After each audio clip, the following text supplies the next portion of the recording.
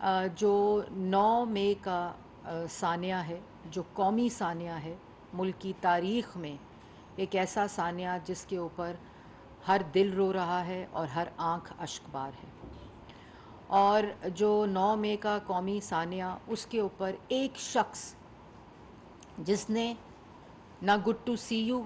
कहने वाले chief justice को के सामने मज़म्मत की, जिन्होंने उनके साथ दरख्वास्त की कि इसकी मज़म्मत करें, उनके जितने कायदीन थे, जब उनसे मीडिया ने सवाल किया कि इसकी मज़म्मत करें तो किसी ने मज़म्मत नहीं की, क्योंकि जब इस पूरे वाक़े की मनसूबा बंदी ज़मान पार्क में इमरान ख़ान के हुक्म पे, इमरान ख़ान की क़यादत में और इमरान ख़ान के आइडेंटिफाई किए हुए अहदाफ़ के ऊपर इम्प्लीमेंटेशन होगी तो इसकी कौन मज़म्मत करेगा। अगर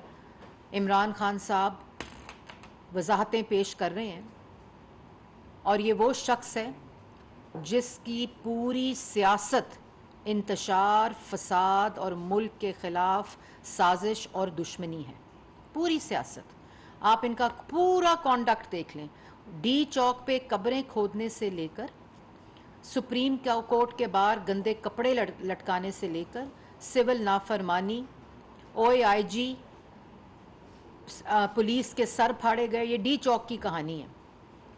और उस वक़्त अगर इसको सज़ा मिल जाती, पाकिस्तान टेलीविज़न के ऊपर हमला, जिसके बाद शाबाश दी जा रही है कि हमारे कारकुन PTV पहुँच गए जो आज इस मुल्क का सदर पाकिस्तान है, उनकी ऑडियो के अंदर इमरान ख़ान साहब और वो गुफ्तगू कर रहे हैं कि मुबारक हो, हमने PTV के ऊपर हमला कर लिया और PTV को तबाह कर दिया।